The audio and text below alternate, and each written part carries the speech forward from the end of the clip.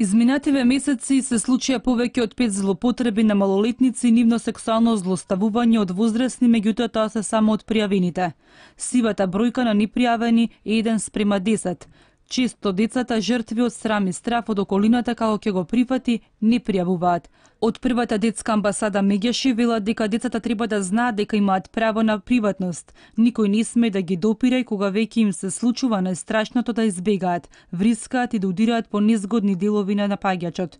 Да бараат помош, оти така постои голема веројатност некој во последен момент да ги спаси. Освен родителите на поголема едукација за заштита на децата, заеднички треба да работат граѓанскиот сектор, медиумите, воспитувачите и наставниците. И доколку родителот не го препознае однесувањето на детето, може да биде уште потравматично. Затоа го реков, првите 48 часа се многу битни во процесот на рехабилитација и да се охрабри детето да не се чувствува дека е виновно. За овие случаи мора возрастните да пријавуваат, затоа што секое премолчување значи директно соучесништво.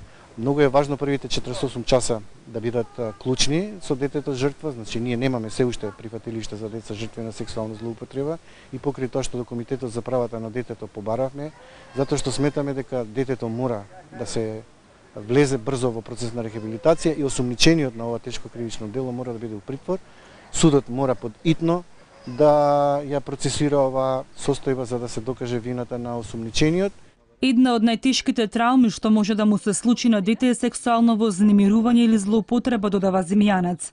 Некогаш децата повеќе од 20 години молчат за случката, се чувствуваат завиновни.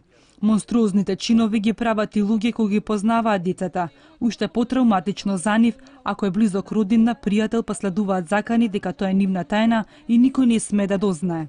Не смееме да ги травматизираме. Значи, кога ќе почне процесот на докажување на вината, мора да има само една изјава. Важно е, велат експертите, што поскоро санкционирање на злосторниците педофили и задолжителна медикаментна терапија по нивното пуштање од затвор.